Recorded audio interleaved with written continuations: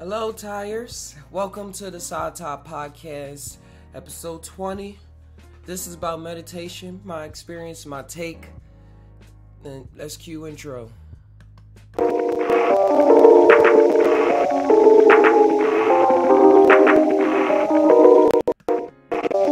Alright. Hey guys, welcome once again. I hope y'all are having a wonderful morning, evening, night, midnight special. Whatever time that this is coming at you, take this energy now that we all in the same boat. We can start this conversation. Alright guys, thanks for tuning in. It's been on my mind for a couple days, meditation. Sorry I didn't put out a podcast yesterday. I was dealing stuff with my daughter, taking her out on bike rides, experiencing life. This is my life, but life is, for me, encompasses a lot. But for right now, I want to talk about meditation, what it means to me. Some points I want to hit, or I probably miss, I probably bring up more, but some points I want to hit is, what does it mean, excuse me, what does it mean to me? When did I really start meditating? How do I put it into practice? What are some tips that I learned from other people that actually worked for me? And along the way, you can pick and choose, and I probably word it in some way that it'd be like, hey, you probably can do this, or you probably can try that. But I'm not enforcing anything. As well as I always say on the PSY TAi podcast, we do not condone the use of illegal drugs. Your body is your body. What we do sometimes on the PSY TAi podcast is we research articles and we bring them to light from hospitals and also give my 2 cents worth of experience. This is the educational channel. Thank you YouTube for keeping us up. Yeah, but this is, I'm not telling you what to do. I'm just tying. And if you're new to the channel, JUSt TAi is when you combine your mind with your heart and you let that circle just keep spinning and you let whatever come out. It also stands for just think about it. JUSt TAi. JUSt TAi now. So this is, hold on one second, just check it. Alright, cool. It's working. Yeah, this song, I can't hear the music that y'all hearing. But this is all copyright free from YouTube, so it works. Happy about that. All right, where to start? I want to start. I can start with, I don't know what it means. where.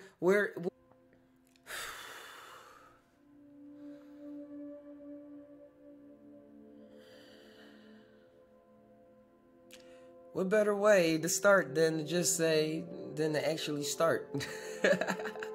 And for me, I just ramble on. Meditation for me starts with being aware of my thoughts, being aware that I'm actually thinking about thoughts. And we're just going to start this off like a conversation, as if you're talking, sitting there talking to me. And that's what this PSY TAi is about. Conversation. Yeah, for me, it's like I came to the, I don't know, like I'm aware of my thoughts. And the thing about it is I used to be really aware of my thoughts from a third person perspective growing up. I used to always see myself as a ghost and my body was just here doing a thing. But I don't know, I just felt depressed that I couldn't help the being that was here. And I always felt like I was just floating on the outside listening to conversations. Let alone did I know that my mind was in a highly meditative state, but it was being attacked with a lot of negative thoughts because of the space I was in. I don't know. And I'm just comparing this to praying and stuff like that. Praying is different. Praying is a different form of meditation. If you pray and stuff like that, it's a whole different form of meditation. And I will say that because in meditation, in my view, I'm not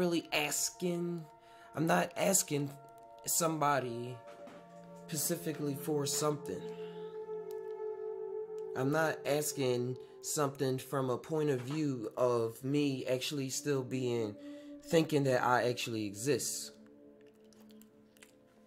I'm just rambling on about some things that meditation means to me. Some of my experiences. Because it has benefited my life very, very well. And at first, I didn't think meditation would really do its job. Like, I seen it in the cartoons, like in Avatar, the Airbender, like the monks and stuff are always meditating. Like they said, they was always just sitting there in cartoons and stuff. But for me, growing up, all around me was prayer. Like, people were prayer warriors. They prayed all the time. They prayed for this and prayed for that, and like asked for this and asked for that. And so my mind, that's what I grew up on. And I started, I don't know, I'm tying about when because I started detaching myself from people as a teenager, and I started like being alone. I started loving being alone more than going out and hanging out with friends and doing stuff on the block. It probably had a lot to do with when I moved abruptly from one location to another in 2001. Taiing. Taiing is a meditation. If you tie on that, just think about it. So that's what really is. Taiing is not really for me just sitting down and thinking. I mean, sitting down in one spot saying for a long time. But we're going to talk about that on mantras and the Om sound and stuff like that. But for now, yeah, I'm going on, tying on. What am I tying on? I was tying on when I moved abruptly. Owners, they're always in this kind of meditative thoughts and seeing what comes up, what is coming out of the volcano today. And back in the past, it really was like a volcano. It was spitting a whole bunch of hot lava, a whole bunch of hot stuff that I wasn't really prepared to encounter. And I'm just putting this out there for like the people in their 20s and early 20s and 18, 16, 17. I'm 20.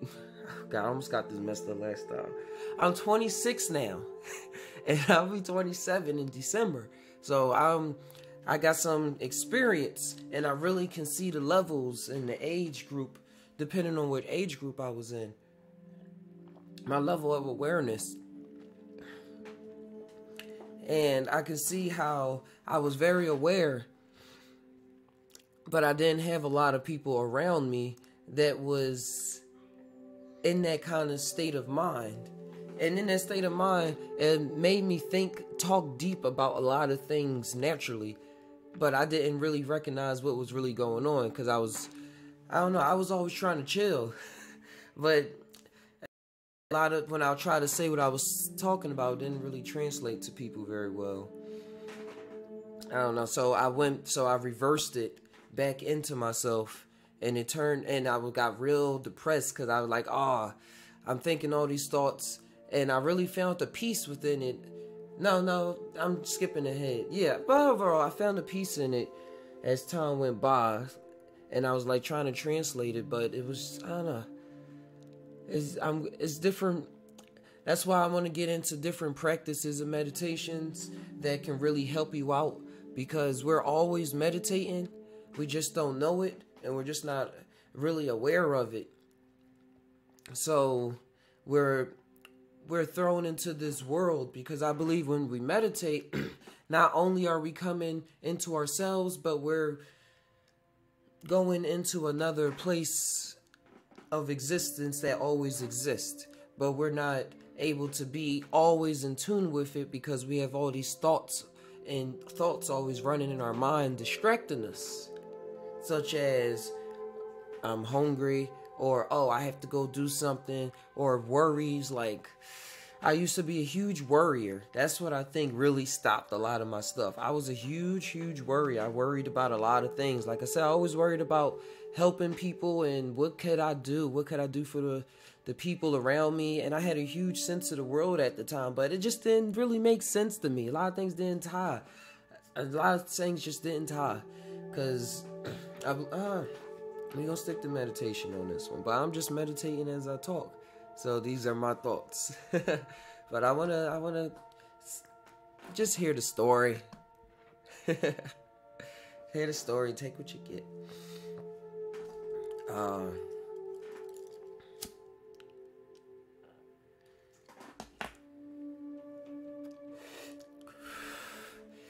But yeah, meditation, I believe, puts you in another place, in another realm of reality that monks and stuff, and well, that you hear the monks talk about.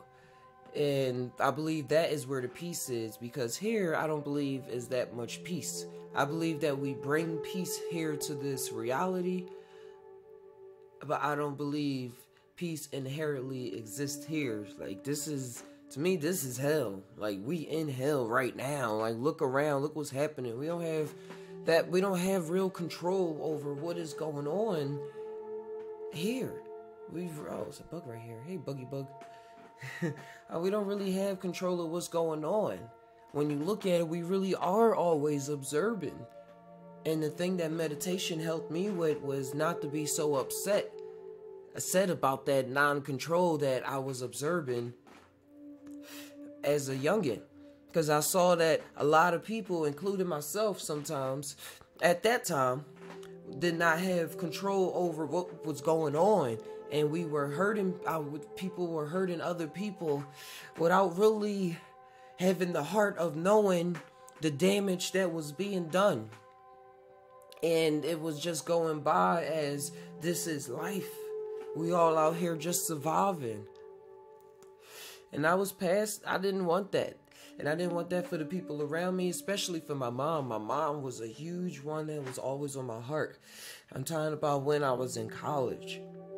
My mom was a huge labor on my heart. She was a single parent, would raise me and my sister. So it was a lot going on around that time. And I was just going off to college, trying to do my thing. But I was like, no, I gotta help my mom. I gotta help my mom. I gotta help the world. I started getting like cold shakes a lot. I talked about this in the last TAi podcast. But I was getting cold shakes. I was like getting real depressive thoughts that was just hitting me up. And I would like call my grandma on the phone and just be talking and crying. I can't really remember what it was really about nowadays. But I just remember that I felt helpless. And I was like, it's something I gotta do, but I don't know what I can do. I don't really know what I can do. I feel helpless. And everybody's just dying and doing all this. Well, I didn't even care if people was dying. I just cared if people was dying. And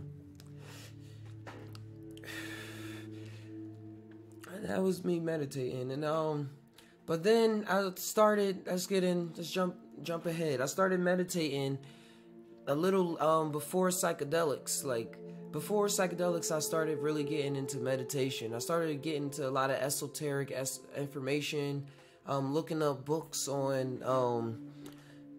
like just occultic information, which, by the way, occult just means hidden. That's all occult means. It just means hidden from you. For whatever reason. But now with technology, now with the internet, everything, we can just Google. You can Google all these books. These books used to be hidden from the public for whichever reason. And I believe that they used to see that, I mean, they not used to see, but they used to think that people just wasn't ready to wake up. Or people wasn't ready to be revealed to this realm of reality. Or they probably wanted to trap people in a realm of existence. But I don't really know. That's the past. I'm not really focused on the past nowadays. Because I'm a free human being. My mind and my spirit is free to do whatever it wants to do. And yeah, but that's what I was doing back in the day. I was looking, I was reading, I was searching for information. I was working for the school district, fixing computers and stuff. So I had a lot of free time. I had a lot of free time to research other information and to practice things while I was at work. And this was I started about 4 or 5 years ago, I could say now. So I'm 4 or 5 years into this esoteric waking up game, and it's very lovely. But overall, I will read books on, like, I'm speaking real fast. Hold on. I would read books on how to, different breathing techniques and the abilities that they allowed you to achieve. Like, I was, at first, I really started off believing in magic. Like, believing in I could make something disappear and make it appear somewhere else. And I'm telling you, this was before psychedelics. I always had a trippy mindset. So when I first tried psychedelics, I was just like, That's another story in and of itself. Meditate. I was practicing different breathing ways of meditation. Like, I would read of these yogis and stuff that was able to communicate with extraterrestrial beings or access other dimensions and be able to astral project out of your body. I wanted to really astral project. I was like, this is real. And my mind said, it was like, this is naturally real. This could happen. There's no second thought. The people that don't know it, they just don't know it. But to me, it was natural reality. It could have been the cartoons. But it could be my programming, but I could have said that I had some good programming, or it could have been that I didn't have that much programming to stop me from believing in something that actually does exist, whichever way possible. But the things that I were into, I always watched a lot of alien stuff growing up. I always was into, like, the monk movies, the kung fu movies. I always was into cartoons, still into cartoons. So, my lifestyle fits me. What I see out, my reflection fits my insides, and I recognize that. And that's something meditation has brought me to. It's just a JUSt TAi tip, that meditation will show you that what's on the outside is a reflection of what's on the inside. So, JUSt TAi on that. It's not when I think about it, when I say JUSt TAi, I'm really saying meditate on that. JUSt TAi. I want to change the background. Alright. But, yeah, I was reading these books and I was really getting into it. I would practice, I would have time, especially when I worked at West Philadelphia High School. I would have the time to meditate. And I was getting into binaural beats as well. And binaural beats, for those who don't know, yeah, this podcast is gonna jump all over the place. It's just a conversation. But binaural beats, if you don't know, it's a frequency. I was getting into frequencies, and I was learning that everything is frequency. Everything is a vibration, and held at a vibration. And if you look at the tiniest atom, it's vibrating. Everything is vibrating, but just appears solid. So I was getting into binaural beats, and I was researching it, and they were saying how when you reach certain states of meditation, you've reached like that, you can measure it. You can literally measure it with human scientific instruments, and you can see that you're emitting theta waves at some levels, alpha waves, which like brings about calmness, and theta waves, which is like a dreamlike state that's measured when you're dreaming as well. So these binaural beats, they help you achieve those states of consciousness, as well as putting in the work of sitting there and breathing in and out. So you put in the headphones, and one puts in one, like, I'm making this up because I don't know exactly, but one will be like 13 hertz, the other one will be 9, but when they combine, they create a unique frequency. But to go back to these stories about me meditating at West Philadelphia High, and astral projection. I was reading about astral projection and techniques, and I was reading a lot on having conversations with your holy guardian angel. I was big on that, and I was like, it was in my mind. It's like, oh, this is the ultimate goal, having a conversation with your holy guardian angel. And you can interpret that in many different ways, and I was able to at that moment as well. But what that meant to me was, like, what that can mean to you or something is communication, direct communication with your higher self, or direct communication with a higher being, but a higher being. I'm, to my mind right now, I don't know if that higher being is myself, or if that higher being is a higher me.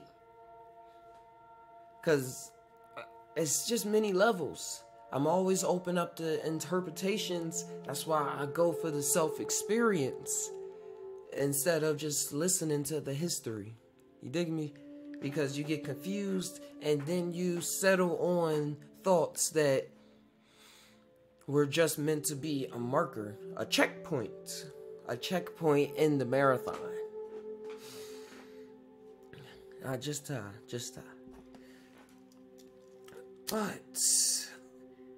But I was able to, that was my goal in the Magnus Opus, which was your great work. I was like, I'm going to achieve my great work later. Alchemy, I can say, yeah, that's what I can say I was huge into, to put a name instead of just esoteric, because a lot of esoteric information out there. But at the time, I was getting real into alchemy. Alchemy was big in my life. Hermeticism, learning about Hermes Trismegistus, the Hermes Trice, all of that good stuff. Learning about the emerald tablets. This was about 4 or 5 years ago. I was just reading it, and I was like, wow, this is awesome. And then also around that time, I was wanting to be a magician, and that's really crazy how I transferred into this, because I wanted to be a stage magician. I grew up watching David Blaine, Chris Angel, David Copperfield, just to name a few that y'all already know. But I was real into magic growing up, but I was told not to go into that because of the devil. I was told that's the devil. Like, don't mess with magic. Don't go over that. But I was just saying, oh, this is cool. I like magicians and stuff like that. So 4 or 5 years ago, I was getting into card tricks, and like my hands is tight. Y'all gotta see it. I was really getting into card tricks and stuff like that. And I really believe, I was Dynamo. If you look up Dynamo Magician, I really don't know. Y'all TAi come up with your own suggestions. But I watched that guy grow, and from season 1 to series 1 to series 4, because it takes place in the UK, he was making things like transmute. But I was like, around that time, overall, what led me into all of this was that I wanted to study magic. And I was finding all these old books on magic and stuff like that. Like Magic with a C, stage magic, performing with the cape. And I didn't really want the cape. I was like, I can be a street magician. Like, I really liked seeing people's minds and messing with the mind and seeing what's there. Just seeing what's there. And I also believe that if I kept practicing, that I would really be able to read minds. Like, this is how I just started off the grip. And this is before psychedelics and all of that. So I was reading those books, and then when I kept looking up all these old books, because I wanted to go back to the old magic. Like, I wanted to know how magic began. I like, when I get into stuff, I really dive deep into it. So I didn't just want to be an average show schmo magician. I wanted to start off doing birthday parties, and then I wanted to get on the stage and start doing videos. Like, that was my cue. I was like, I want to do that. So I was doing the history, researching, practicing. But then I ran across some other things, some esoteric information. Like, it was just melded. I don't know if it was a Google search just said, hey, related book or related video or something, but I started looking up magic with a K. And that's what led me to, like, practicing, as I said, the books that was, finding the books that was talking about meditation and these different practices that have these names that are hard for me to remember. So I'm giving my own experience instead of just giving their names. Like, it was ways of, as they would say, breathing in. Wait, I'm not going to practice it right now, but breathing in, and then letting it as much as you can, very slowly, and then holding it in as long as possible, and then slowly exhaling it at the same rate that you were inhaling it in, so that you create a rhythm.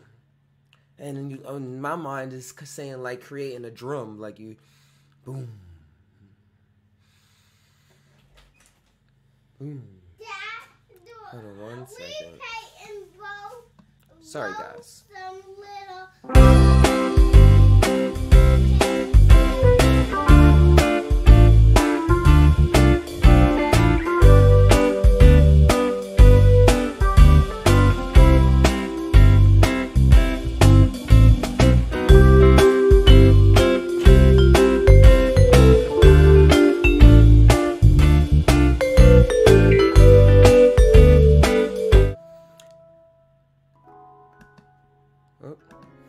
Sorry, guys, for that.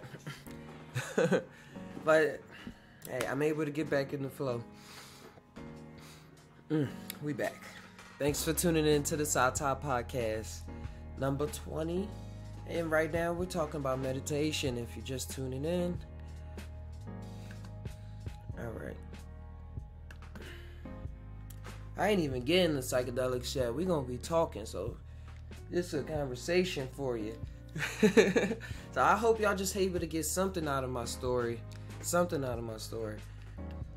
But like I was saying, breathe in and beat down the drum all the way down in the bottom of your abdomen. And you let it out. Like you charging. I was learning about chakras, and I'm saying how I was charging. This is what I was doing. I was breathing in and I was charging that solar plexus. I was charging it up. Envisioning that yellow circle just spinning, the fire kept burning, and I was imagining it as my will. There it is. Yeah, I don't like when the nose and stuff disappears, but envisioning that fire burning because that represents my will and stuff like that. So I was keeping it going, and I didn't have no one else around me doing these kind of things. I was just going forward. I was like, this is just what I want to do. And I guess the benefits made me a lot more relaxed. But I was in it for the experience of actually breathing and practicing and stuff like that. It was exciting to me around the time. And then it was, and I was getting an astral projection, so I was always envisioning me, like after a while, leaving my body and going out, floating out of the window and just seeing what's around, seeing cars going by and stuff like that. And I was like getting a mix of like, is this my imagination? And like, am I imagining this, or is this really happening? That was the thoughts, but I still practiced it. I was just like, this is just what I want to do. It's fun. I just want to practice leaving my body, whether it's imagination or not. And then the thing in my mind, I was saying, well, imagination is the vehicle, so using that and go. As I see now, I believe that a lot of programming was putting me back down on earth to not believe in that kind of stuff, or believe that I can leave my body, like actually believe that I was trapped here, trapped in hell. That's another benefit, that meditation. Like whatever kind of thing you follow, or whatever your reality is, it will have you feeling like you leaving hell for just a moment, that you're not living in hell for the amount of time that you're meditating and sitting there. Like I used to just sit there and things like that. That's what meditation was to me. It was just sitting there. And then later in life, I learned that it was more than just sitting there. It's every day. So now that's how it is for me now. It's my everyday. It's my everyday process. It's my everyday thought process. Like my everyday awareness. Like it's that thinking, being aware that I'm thinking that if I want to turn left or right. aware that I'm thinking that if I'm going to say it's going to hurt somebody, or aware, just having awareness of what I'm doing instead of living. I'm living in the moment, but I'm not so caught up in it that I think that this is it. And that's the state of meditation that has kept me from doing a lot of things and breaking a lot of things that I wasn't so proud of in the past, and breaking a lot of habits and changing them into some productive habits. Not really into good or bad, but there's more productive and more beneficial to me and the people around me as well. Everybody likes a person that's not yip yapping all day about what's going on, what's wrong with them. Like for me, before meditation, I would project a lot. Without really knowing that I was projecting. Like I said, it would be guised under the, it would be under the guise of, I'm helping you. I'm just helping you. I'm just trying to help. I'm just trying to help you. I'm just telling you this because you need to know it right now. And you need to sit down and listen because you and you need to turn right around. Like that's how I was. But it would get to that point. It would erupt to that point. I wouldn't just start off at that point, but it would erupt to that point. And that's what stopped me for a long time from, I'm eating a pomegranate right now. We got pomegranate trees down the street. Wow. Wild. But that stopped me from a long time. Stopped me from a long time from really realizing my true potential. Well, and really becoming as aware as I could. Because I was still thinking, I was still in a point of awareness, a level of awareness where I was thinking that this is it. And that my words, my Pacific words, were going to change something that way. Like I believe once something is said here, it's already a trickleation of something that has already happened in another realm. Like as above, so below. As below, so above. But I believe that something already happens. So then that got me into another trip where I was like screaming, oh, you gotta meditate and you gotta think about this and you gotta think about that. You gotta do this and you gotta do that because y'all thinking y'all doing something, but y'all really not doing anything. Like you get caught up in traps after traps after traps, thinking that you're helping people when, for me, at that point, all the things I was saying, that's what I'm saying, is different levels of meditation. And once psychedelics, I'm just going to say this. Remember, I don't condone the use of illegal drugs or anything like that. Once psychedelics was introduced into my field of reality and integrated with meditation, I was already meditating, but what it did, like my first LSD trip, it seemed to bring to light all the philosophies that I was learning about, and it made me experience them. Like everything I was learning about is like, oh, you learned about it, but now you're going to experience it. And that's what happened. I experienced being one with everything. I experienced even being scared of dying at one point. I experienced saying, oh, I need to write some books because all this, it was all these downloads coming to me. And I was like, I need to write a book. I need to write. I need to talk. But overall, but then later down the line, when it came to psilocybin mushrooms, psilocybin contained the mushrooms in meditation and experiences, I was able to achieve levels where I saw that the things that I was saying to people for them to do that was making me upset throughout the rest of my day because I was saying that nobody's listening to me and stuff like that. I was able to get to a point of meditation and awareness where I saw that the things I was saying to them was the things that was being said to me from my higher self or from another being, from my, I don't know, from my holy guardian angel, as they want to put in the esoteric sense. And I was deflecting it or reflecting it or projecting it onto somebody else. You see how that works? So watch out for a lot of people out here that's like waving the finger. Y'all already know y'all don't feel good when people wave the finger at y'all. Like, really? No, they on to something in their own life. So don't really like beat them up and stuff like that. But really, take what you get. Take what you get. Because I take what I get when people say stuff to me too. Take what you get. But now they on to something. They're just in a state right now that hopefully they can get out of. But for me, I mean, rise deeper into. Rise deeper into.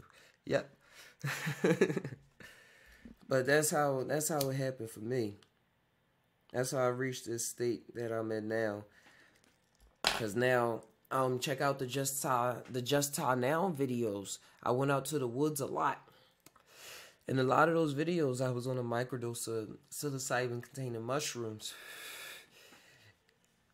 And I was talking. And I was talking to myself. And a lot of the videos, when I make it and look back, I would be getting tested with it.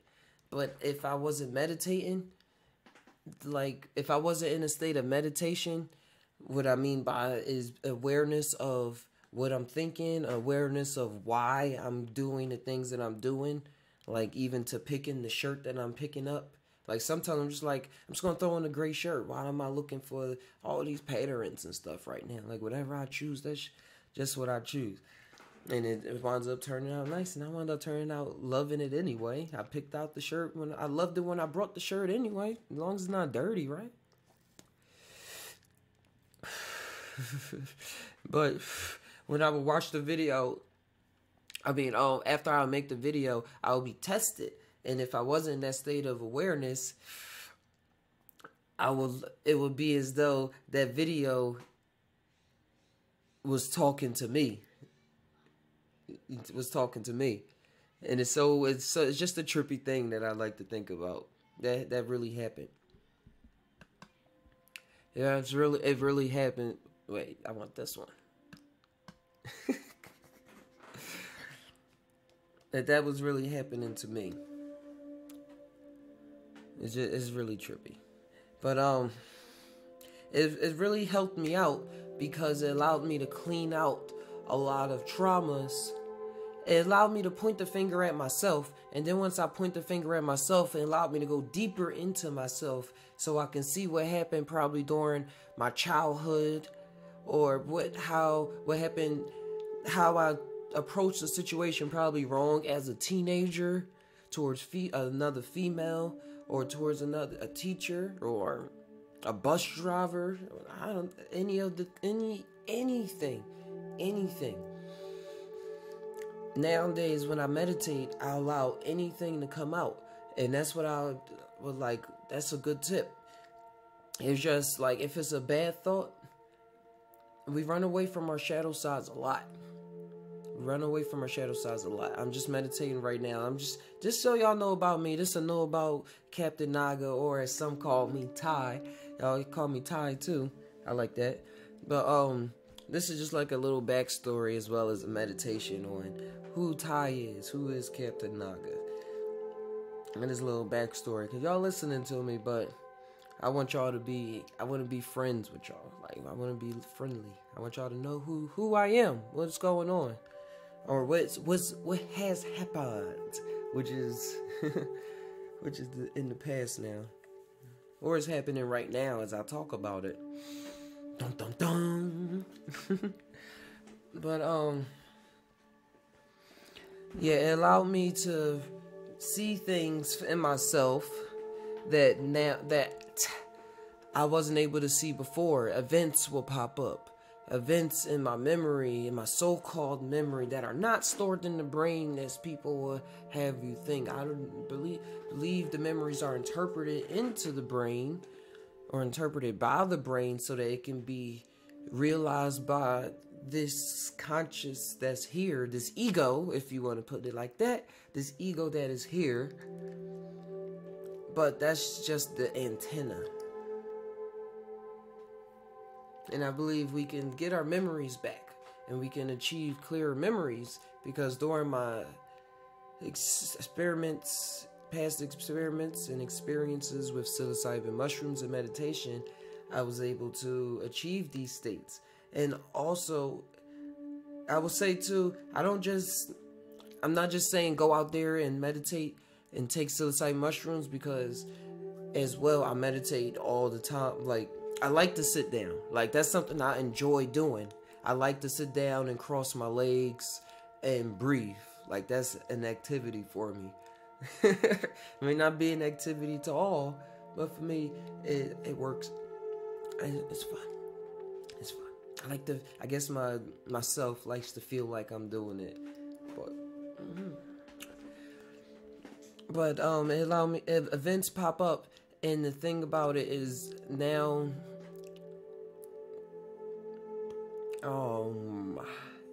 the more I meditate, I will say, I'll put it like that, the more I meditate, the more I'm able to allow the thought to muster all the way through, to play the story, to play all the way out. Because sometimes a thought will pop up, and then like some part of me know I don't want to think about it, so I would instantly be distracted by like saying I need a glass of water, or I'm just playing, or like saying I need to itch, or saying, oh, I gotta use the bathroom, or saying I'm suddenly hungry, or I suddenly feel the need to get up or run around, or just to do something. Like a need will just pop up out of nowhere, whatever sort of the kind. But the more I meditate, the more events really pop up that I never knew. Well, I guess I knew, but in the present, I never knew I even did. Or I was like, whoa, it seems as though like, wow, I did that. But it's like, it comes to put like, oh, it's shown, you start being shown, oh, this is what I do. This is what I do. And the thing I've seen is that if I'm not shown what I've done in the past, that means I'm like something bad that I've done in the past. Like I'm talking about the shadow sides of ourselves right now. Like a lot of good pop up. A lot of good things pop up, like good memories, and they make me smile and stuff like that. But it ain't all glitz and glamour, and sometimes bad things pop up. And the thing I see now is pushing myself to go deeper into these realms of meditations allows me to see things, specific things that I've done to specific people, and see how I'm doing the same thing now. But because of that moment that I created of going into that deep realm of meditation, now that I realize and I see that and let it play out, and I see without any bias, I see the hurt that it caused them, and I see how it played out in their life, like how they changed after that occurrence, like years down the road or months down the road, whatever the cause, whatever the timeline that pops up. I'm able to, like, sometimes I go into the realms and I'm like, I literally say, I'm sorry. Like, I'm sorry. And then I let it go. I just let it go. Because I see that I'm not attached to that anymore. I have the mindset that, all right, I go in it with the mindset of seeing it, dealing with it, and letting it go. Not letting it, going back and letting it take hold of my life. That's a trap that people go into, that people can get into when they meditate. They can go deep into themselves, or dealing with psychedelic substances, which forces you to go deep into yourself. Psychedelics mean mind revealing, mind opening, mind revealing. That's what it means. So dealing with these psychoactive compounds like magic mushrooms, psilocybin, DMT, they're all different levels of how deep you are just going into yourself. And that's why dose dependent goes into it. With my past experiences, mostly is with microdosing and meditation. when it comes to psychedelics. But I love to meditate in the sauna a lot. I love to meditate in the sauna. It's something about the heat. It's something about the heat that allows my body to just let it go, And before I get into the sauna that I want to bring up later, I want to talk about how since I was able to let it go in those moments, I'm now not repeating that pattern. Because then through my practices, I'm shown how in spirit, that same entity, that same emotion. But the deeper you go, those emotions become real beings. So it's all about I'm putting this out there for the general, for the psychonaut, for everybody. So if I hear me rambling on, it's because I'm trying to get I don't know. For me, I'll talk to myself when I meditate, and just period. I'm always meditating. I talk to myself in different realms. Like I talk to the scientist side of me. I talk to and the scientist side of me is just the why, why. I talk to the esoteric side of me, which is like, I don't know, the magical side, I guess, which is anything is possible. Keep your mind open. I don't know, there's different parts. Got the family side of me. But now it's like I got I'm starting to get this one voice. And, I don't know. I'm really tired, really letting a lot out right now. Because I had a experience recently during a meditation with psilocybin mushrooms where I was told that it seems though it was an external intelligence telling me that I was running from my thoughts, or my thoughts was telling me that I was running away, not running away, but I was looking for my thoughts in external bodies. Like, I love to listen to a lot of people talk, which is not a bad thing, because I love ideas. I don't know everything. I love to stay very humble. But it was telling me how I need to become my thoughts more and talk more like me. Talk more like how I would talk. Like, it seems that I put a lot of stuff under the shadows because I'm trying to say things through filters. Like, talk like put on a scientist front, or put on, like I would say, an esoteric front, when really it just needs to be my voice, my thoughts, my realm of reality. And the more I practice that, the more I will be manifesting things that I think about, even on a higher levels of degrees than I would have ever believed, or that I do believe. Because that's the thing. I believe so many things. I believe in so much. I believe, I believe anything is freaking possible. Like I told y'all, when I started this, I started believing that I can transmute a lighter from one hand to, in fact, the other hand. And like, I really started off like that.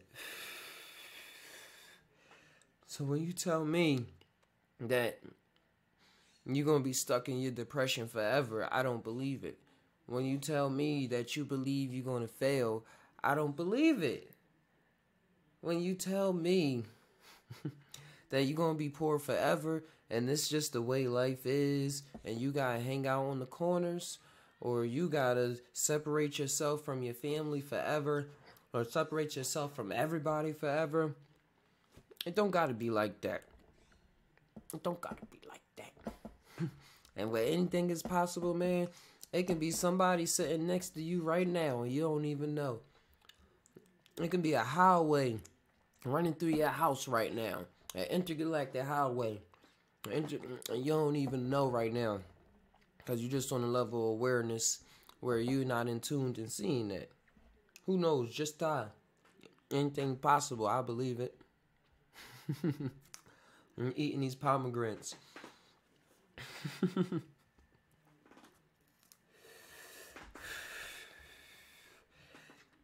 But another trippy thing that psychedelics, meditation, I'm gonna put it out like this, that I'm gonna say meditation because in the past I microdose so much and I meditate so much that it's just so blended together that I don't really have a timeline of when these things really popped up. I just know when they occurred. I mean, I just know that they occurred and that they helped me to peel back a lot of layers and a lot of programming that I was into that I had no choice but to be into. A lot of things is encoded in our DNA, and I believe through, I don't know, I haven't tested my DNA, I haven't had to test it or nothing, but I believe epigenetics is a real thing. And instead of not just going in and changing in people's DNA like scientists, but I believe that we can go in and change our own DNA or experience our own DNA and change some things in there, because there's a lot of things in there that's blocking it from existing. I don't know. It's blocking it from existing. Epigenetics occurs based on how you feel. Like that's why I believe that's how sicknesses and things come along and things like that, and how to say it's genetic. And when you look at different families or certain families, how they whole family acts the same, I believe attitudes and those emotions and how we have are in our DNA, and they both reflecting on each other. But with meditation, I believe we're able to go back generations into our past lives or into our past fathers' lives and stuff like that, our past mothers' lives, like that kind of generations and stuff, and see what they did or what we done in the past and really fix things, because it's encoded in our DNA. And I believe that brings on sicknesses in this reality and stuff like that, and how our events actually play out, because we are our DNA, we are what's ever encoded in there. And I believe with epigenetics and meditation, we're able to change all of that. We're able to change that for the better. I believe I see myself go back in. Like my forefathers, they were pimps and players and Rolling Stones. Papa was a Rolling Stone. Lay his hat wherever he goes. Whatever. But I had to come to accept those terms of agreement that's well, not agreement that that's who he is, but that's who he was, because people could always change. People could always change. Always, always, always, always, always, always, always, always. Always change. And I came to that conclusion, but I see how it played out, and then I seen how I was enacting those ways out. And the meditations, it would like play out certain scenarios, and it like literally seemed like it's a teaching voice, like saying, "See, this is what they were doing, or this and this is how what you did, or you." And then the decision is left to me. The choice is always yours. The choice is always mine. And I decided, I was like, "Nah, cut that all out. Cut that all out." And then you go deeper, and then you see why it was happening. The pain. Because everything starts with like a pain. And then I was seeing how that pain was in my life as well. The father just leaving. Like, that's a huge impact on people's lives. That's a huge impact. Like, people growing up without fathers and stuff like that.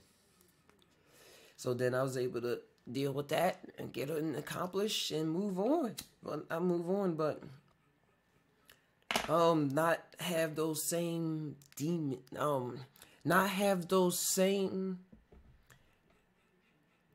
horrible habits plague my life. And so now those things, I believe my DNA is really changing because of that.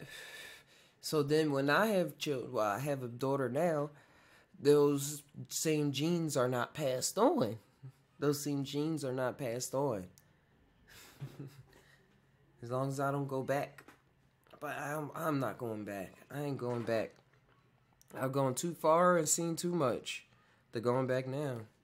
To go back now. But these are all the benefits. I'm just talking about the benefits that the meditation has brought me throughout the years.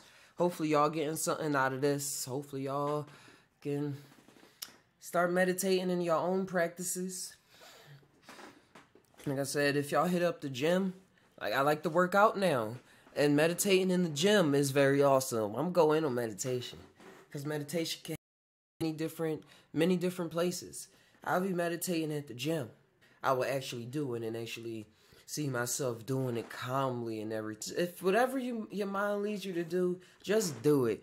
Just like I believe that you see the magicians, how at first you see them saying all these words and moving wands and stuff all around in the movies. And then after a while you see the master magicians, they just, and things happen, or they say, or and things just appear and stuff like that. I believe that's the same way. That's why I don't really knock people at any level, because every level is rising you to get to another level. Just like a video game. Just like a video game. Like it's meant to climb up, but where you are is meant for you. And where I was always meant for me. And that meditation keeps me in the now at all times. At all times. Like, it even makes me aware that my back was like, not really particularly how I enjoy it just now. Sorry, I was scratching my nose a lot this presentation. But, yeah, being self-aware. Meditation helps with that. I was talking about the gym, going to the gym. And when I'm at the gym, I meditate when I'm at the gym.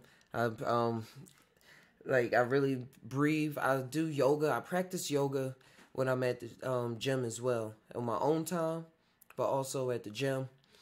Like in between, I probably do a couple sun salutations. And couple, yeah, you know what that is. Like do that, hold your legs and stuff like that. And really breathe, not your legs, your toes. Really breathe and stuff. Really be aware of what I'm doing. I don't go to the gym with headphones on. I used to kinda when I first started. Yeah, when I first started, I did go with music, but I don't really listen to that. I don't really care to talk about that. But I don't really listen. I don't listen to music at all when I'm at the gym. I want it to be me and my thoughts, just like how it is when I do yoga. I want to make sure it's my breath controlling the weights, doing all the bicep curls, because I want to make sure that I'm smiling. I walk around the gym, I see a lot of people like,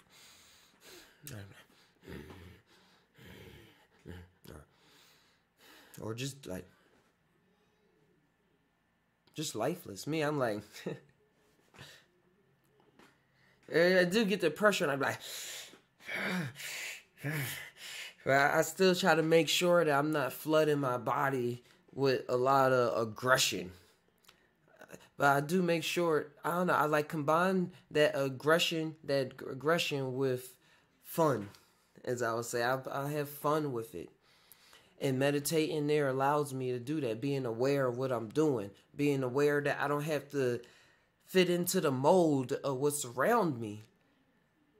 Meditation keeps me aware of not fitting into the mold, because at the gym you'll get caught up in the mold real quick. You start moving how people move. You'll start dressing how people dress at the gym. Like sometimes I go to the gym with swimming trunks. Swimming trunks and a Spider-Man shirt. But I do like my breathable shirts. I do get why. The more that I've been at the gym, I do see why you need the breathable shirts and stuff like that. I do understand that a little later.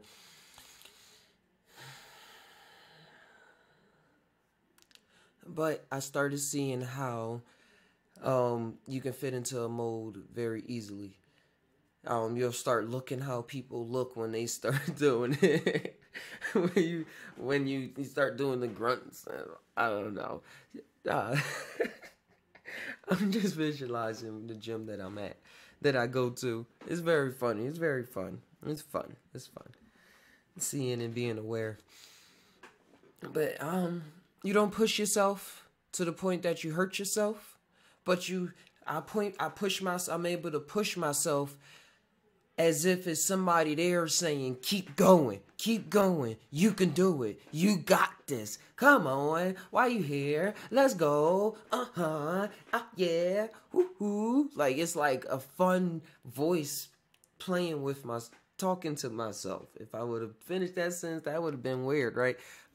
Playing with myself, I said it anyway, and and making it fun for me, so that I still push myself to the point where I'm like, whoo, like I could feel this, and like at the end I'm like, move on to something else. I like to push myself to that limit, and meditation allows me, like meditating at the gym, being aware of my thoughts and breathing, like literally breathing deep Ujjayi breath, as they say in Vinyasa yoga. Deep Ujjayi breaths allow me to push myself to that limit, because I'm at the gym by myself. I'm never at the gym with anybody else, ever. I've been there 2 times with my lady. With my lady, and that's about it. I'm always I've been going for about 8 months, about 4 or 5 times a week. And the results have been so much beneficial. I haven't gained weight since high school, but I weigh about 139 now, and I used to weigh 133, 34. A little weight. I'm a vegan as well. I only eat fish from time to time, so I admit, but that's why I'm not gaining major weight like you would think. But I'm getting very toned, and my mind is getting even clearer. Like meditating during the workout is like all the endorphins get released during the workout sessions. So it's get released all in your body, the dopamine and everything. So it's like a huge natural high. And sometimes it does get very introspective during, for me, I get very introspective during my gym workouts. So, but I love it. I like, all right, this thought wants to come out. We're going to play with this thought. We're going to muscle out this thought in this reality and in my mind all at one time. And it works out. It's very fun. It's a thing that I charge you to try, that I would wish for you to try. Or just really tie about it and see what I'm talking about. Woo! Let me get some water. Man, when I thought I was going to do this meditation podcast, it was meant for me to do it this morning. Because things popped up last night when I wanted to do this. And I had to help out, download a Lyft app and stuff like that real fast. It was a lot going on. But I was relaxed about it. I wasn't upset about it. Because for me, in the past, before my meditations, before I would I would get upset. I would be very irritable. That's what it was, be very irritable. And I seen how it wasn't my fault. I see how my grandpa gets very irritable. My dads get very irritable. That's why they don't deal with people. That's why they were so quick to leave and like go off and do their own things a lot. I was able to deal with a lot of that.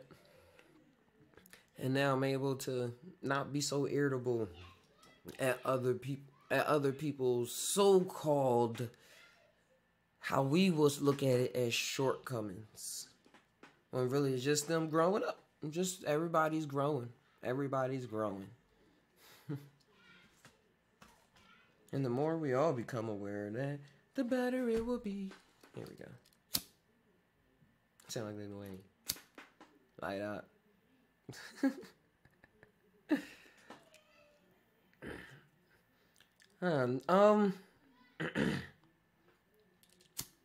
Weed and meditation. I want to talk about weed and meditation. Weed is tricky. Weed can get you cannabis. We don't really use the word weed and marijuana on this page. We call this cannabis. Marijuana is a psychedelic. In the early years of my life, I did not know what psychedelics was. And that's what I believed, that I was being pushed into these real psychedelic-like states and states of being and mind. And I wasn't prepared. And it was just really deep levels of meditation. Yes, it can be a bandage. tree can be a bandage. But in my life, for my responsibility, for my experience, because each his own. Cannabis at the level that I've ingested at the times that I ingested at, I had to learn. Because I used to be a Wiz Khalifa. Wiz Khalifa was big encouragement too. I smoke all day, smoke all night. Like, regardless of what type of money I had, what type of relationships I had with people, what type of relationship I had with myself, I was just smoking all day. And that was not healthy. That was not healthy. This is before I was turned on to LSD and stuff like that. And LSD and stuff really put me in a state of mind that made me go sober a lot more than I ever did in like the longest time ever in my life. And shut it down a lot. Because I believe when you start off early, if you start off early, or since I started off early, I needed a break. I needed to be pushed out of a state of mind to see what I was doing and see how everything, even from eating a banana to eating grapes to eating burgers at the time to ingesting anything into my body, how exactly it was affecting me and I had the choice if I wanted to let it into my life. And this is what happened if I did let it into my life. With tree is, instead of, when it comes to meditation, when it comes to limitations, for me, sometimes it will be form of verbal expression. The way I will express myself in a situation. Like, instead of being very emotional, if it's a sad situation, I will still, like, on the outward, my words will still be tethered towards being emotional, but it would be a kind of detached from the sad emotional, because I wouldn't really feel the sadness in myself. I would feel that. So I guess that would, like, I'm tying right now so I can remember all of this. That's another thing that it has an effect on, is short-term memory. Just being completely honest. But when it comes to a form of expression, like that deepest level of expression that I felt on mushrooms, I never knew that I always experienced that expression on the outside, like through cartoons, like how expressive that is. And I was like, oh, that's always me. That's always me. But on the outside, I wasn't that expressive.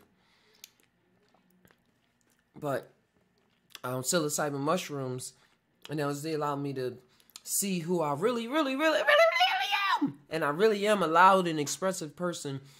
And I really do like to talk. As much as I say I don't like to talk, a part of me really just enjoys talking. I just really enjoy talking. I like to just enjoy talking. That's all. That's all.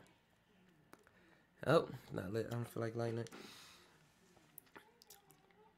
I'm staying on track for guys. Well. Oh, wow. I'm glad the stream health is pretty healthy. So thank y'all for still watching.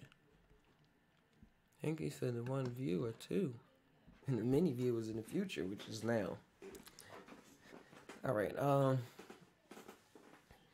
yeah, I was talking about tree and how it can, and meditation, but besides the stuff I was saying about how it can limit self-expression for me through words, but not really suppress how I feel. If I'm really trying to feel depressed, I won't feel as depressed. And I've seen later in life how how that was part of my power, but I let it overtake me, and that's what drove me suicidal. But the tree stopped me from combining my light with my dark side, because it made me run away from my shadow side. But meditating and really seeing how because I would meditate without cannabis and I would meditate with cannabis. I like to experiment with my consciousness. I like to see what's really going on the inside. And I will see how it didn't allow me to really dive as deep, only because it made me feel as though I didn't want to think about those depressive thoughts as much. And that's what it's good for now. That's why tree helps with depression to a certain extent. I believe it should be a start. It should start off.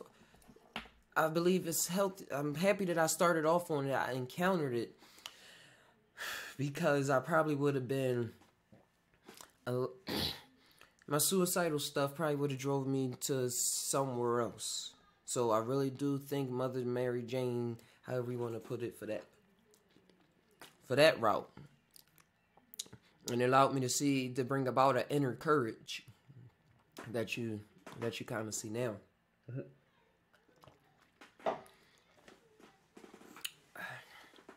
But yeah, so that's some of the things about cannabis and meditation through my experience. And sometimes with cannabis and combining it with a psychedelic such as psilocybin mushrooms, sometimes I don't like to ingest the cannabis while if I know I'm going to go and meditate, like during microdose, like in my past experiences. If I was doing microdoses, if I was planning on meditating, like sometimes I would just go about my day as normal, or sometimes I would want to amplify the experience and go out in the woods and meditate and stuff like that. I wouldn't smoke so that I can really see what it was trying to show me and not have a barrier up, say, all right, well, not that right now. Because as I was talking about that before, you see how the deeper you go into meditation, whether using a psychedelic or not, because these realms can be achieved without psychedelics. That's why I was talking about the past experience, just so you can know for yourself that the power is within you. The universe is within you. Check out the JUSt TAi show that I made. Just type in JUSt TAi, the universe is in you. It's going to come up. It was me talking about the woods, and I'm still talking about in the woods, by the water, talking about this kind of stuff back in the early JUSt TAi days. And but the universe is in you, and the more you just practice meditating, being aware, and sometimes probably just having fun and sitting down and crossing your legs and stuff, the better. The more you be able to release these inner traumas. And one thing that came to my mind just now is with the yoga and meditation. Before I talk about that, I was talking about the cannabis and going into the psychedelic realms without cannabis and being able to really relive certain events in the past so that I can deal with them now, and how cannabis will soften that up. But yeah, I want to talk about just to jump over this conversation, how having fun, sitting down, meditating with your legs crossed and arms like this, or just sitting like this and stuff like that, really benefited me in my life, because it seems as though the more I was flexible, I used to be like this after a while, just sitting like this, tight shoulders, but I loosened up a whole lot. And it seems as though in those meditation sessions, when I would be practicing different leg crossings, like sometimes if you cross like this, I can't show you my legs, and sometimes I would like try to get it so they both like this, like flat. This is so funny. Or have them over top of each other. If you look up different yoga positions, you know what I'm talking about. But for this podcast, I'm not looking up anything on the internet. I'm just talking and tying. It seems as though I was releasing, I was able to release different traumas. I was able to release different traumas through unlocking my hip area specifically.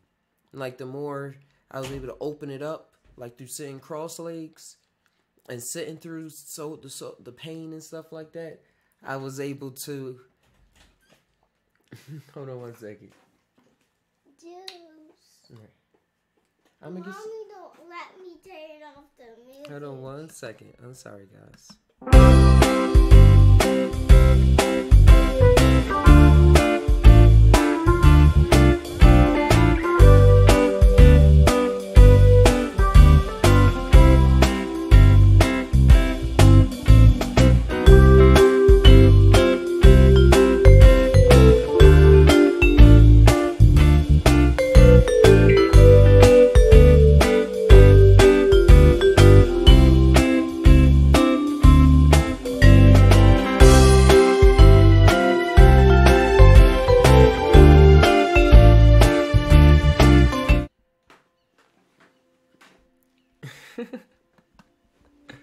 I sincerely appreciate you for still watching. Appreciate y'all for still watching. You Tai'ers are awesome.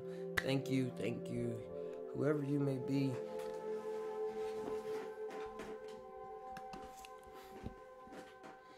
This is the early days of the PSY TAi podcast. I'm very aware of that. This is going on into infinity.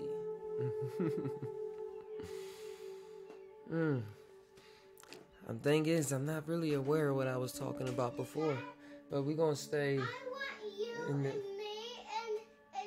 and you and me and mommy and all together to go at the store. Okay, we can make that happen, Isla. I love you so much.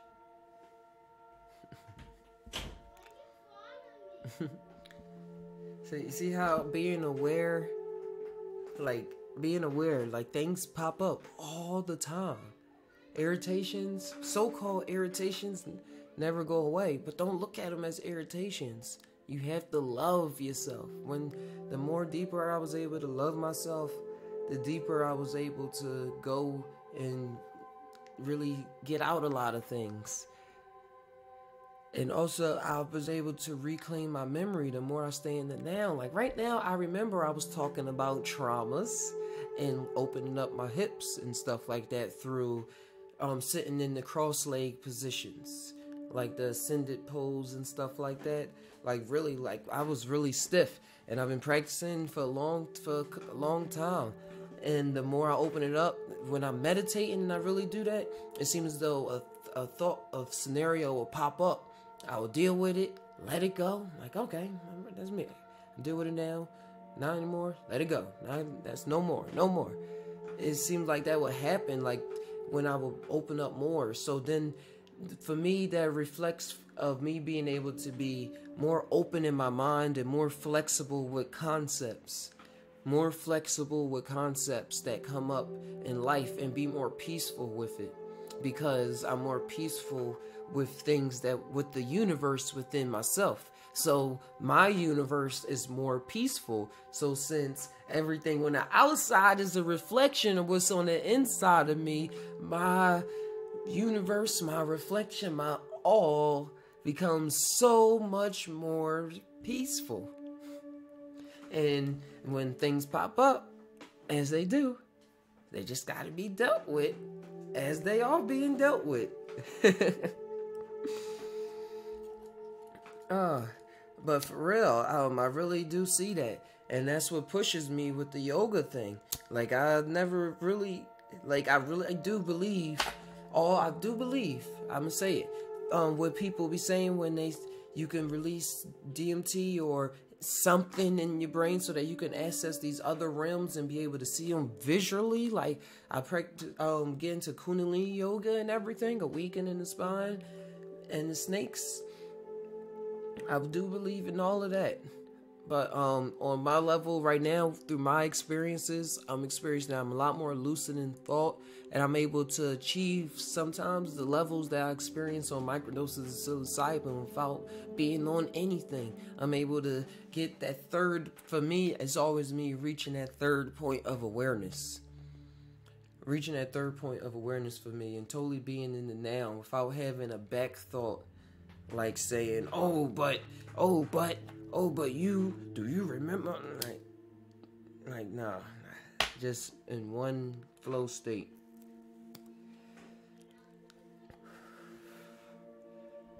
JUSt TAi.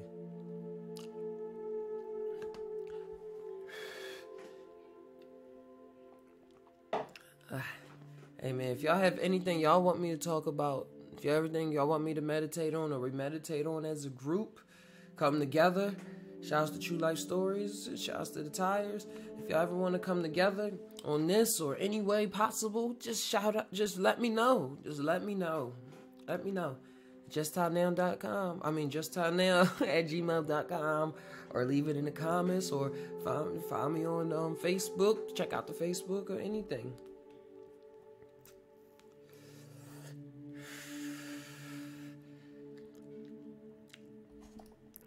But the thing about Tree, it did push me to be a warrior and pushing out my feelings. because it'll make you not want to push out your feelings in an emotional way, but then I do anyway.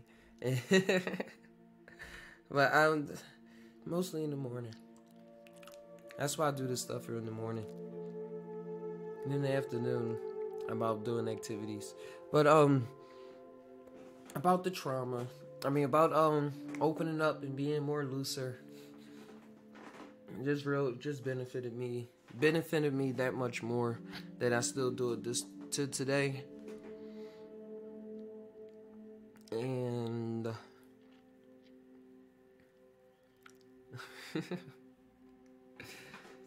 it starts. I was about to get into my yoga practice, but nah, that's in a whole nother podcast. That's a whole nother story.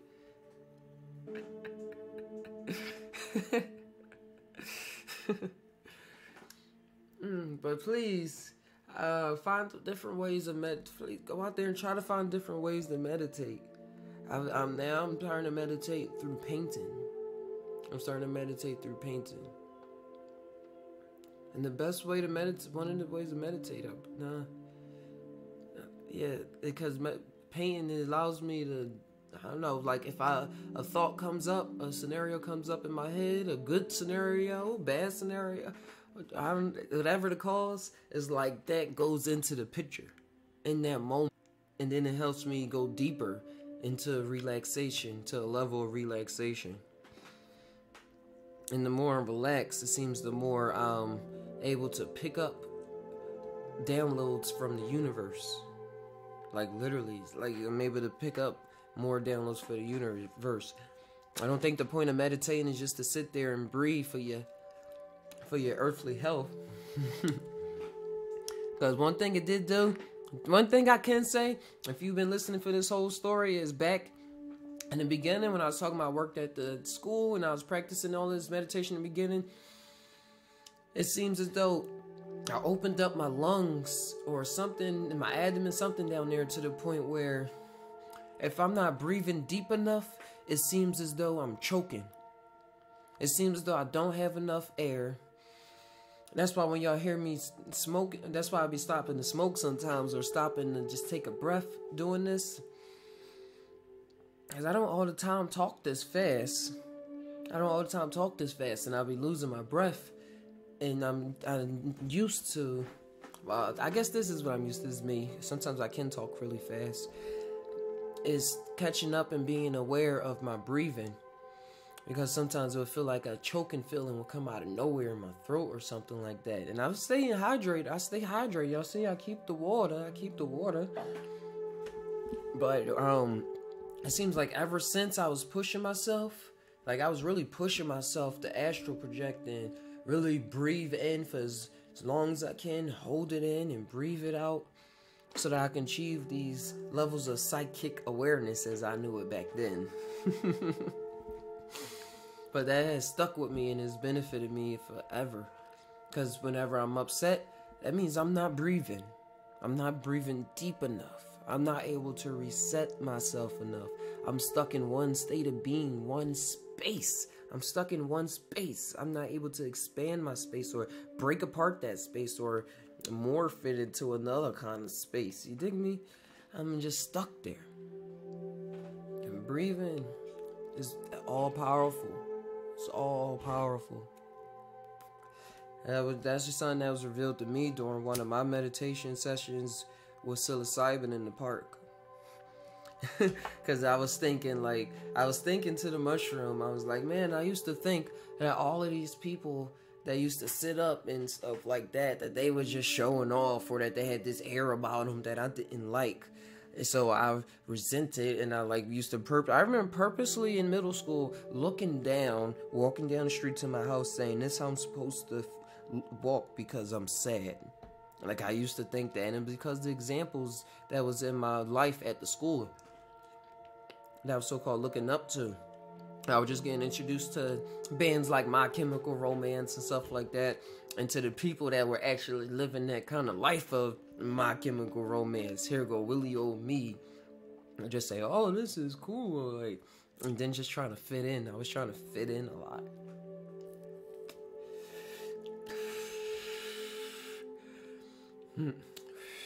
But shout outs to, oh man, shout outs to Andrew. I remember Andrew and Ashley. They both had A's. Wow. My two best friends was a girl and a guy. White girl, white guy. If y'all want to think about color, man. I don't even know why I'm thinking about color right now in this state. But they was cool. They was my first white friends. That's why. I had a lot of Asian friends in middle school, elementary. But whatever. They was cool. A and A. Shout outs to you. Breathing is the almighty. Breathing is the almighty. I'm revealing a lot about my personal thought patterns in this podcast. And that's because, man, I was just told in one of my meditation sessions to become my thoughts. To be human, but to stop acting human. Like, we're all human beings, but we're more than human. The human that we think we are is just to me, the simulation. It's just this thing that you see moving right now in front of you, which is really right in front of you, just a pixelation, as y'all can probably tell from my 90s web camera. I used to have another camera, guys. I think somebody stole it when I was out one day. I used to have a real clear camera. But I decided to just keep going and stick with it now and not keep regretting that I don't have the camera or the funds right now to get the other camera. Just go with what I have. I would have never started this podcast if I would have lost that camera. I would have never really started it because I couldn't really stream with that camera, but I could record. So I was like, I'm not doing this podcast with this web camera. But I did what I did and it turned out beautiful.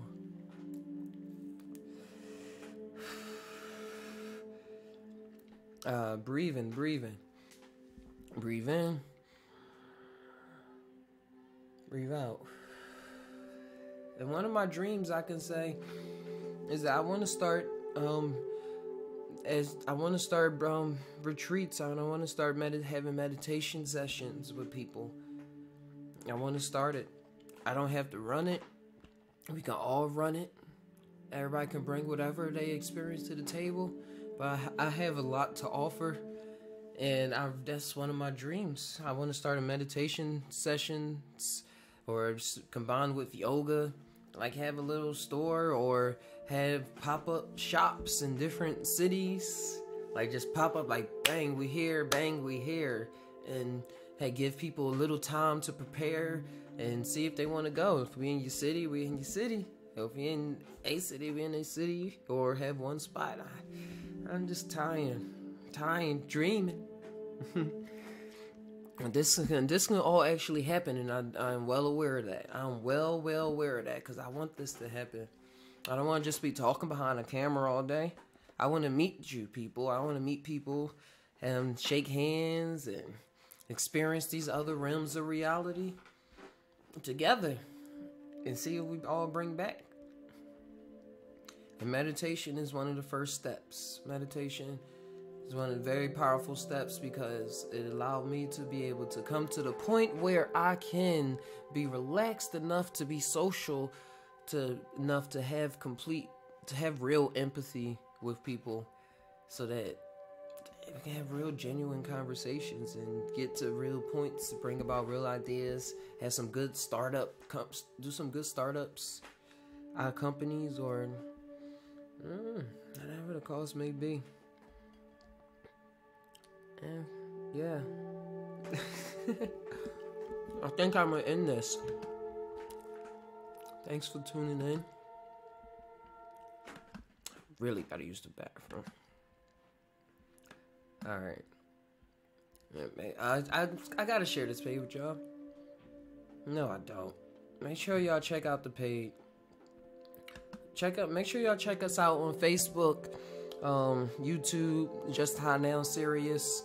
Do your research on these psychedelics and meditation. Your body is your body. I'm not telling you to go do anything, but this has been very awesome. I'm glad for y'all. Thank y'all for tuning in. Start doing some giveaways pretty soon. Start showing y'all some artwork. I'm doing some paintings. I'm gonna start documentary coming soon with true life stories. So stay tuned for that. All new. Please continue to keep the love true. Please continue to stay supporting. And whatever you do by liking this, commenting. If y'all have any articles that y'all want me to go over, send it my way. And I'll go over it live on air and we can all chit chat about it. Or if you have something personal that you ever want to talk about, hey, hit me up on the JUST TAi@gmail.com or on Facebook through the JUST TAi Now website, or however the universe brings you to me. It's whatever. I just want to throw out all the peace, all the love, and I hope that y'all meditate so y'all can deal with y'all shadow sides and build up some good defenses. If y'all need some more tips, check out JUSt TAi. I have a lot of videos telling like how to say no when needed, be ready to fly, be ready to do who you are. Like, these are just titles of the videos I was doing back in the day. Well, not back in the day, just a couple months ago. Please check them out. They're in HD, and I'm out in the woods. Y'all will really enjoy it. It's just me out with my thoughts doing some JUSt TAi Tai'ers stuff, you know. So, so shout outs to the DMT family. Shout outs to everyone. And I'm gonna leave y'all with this. We all Thai, but do we really Thai? Sometimes I don't know. Until next time, it's Captain Naga, or Thai as some call me. Signing out. Wishing y'all another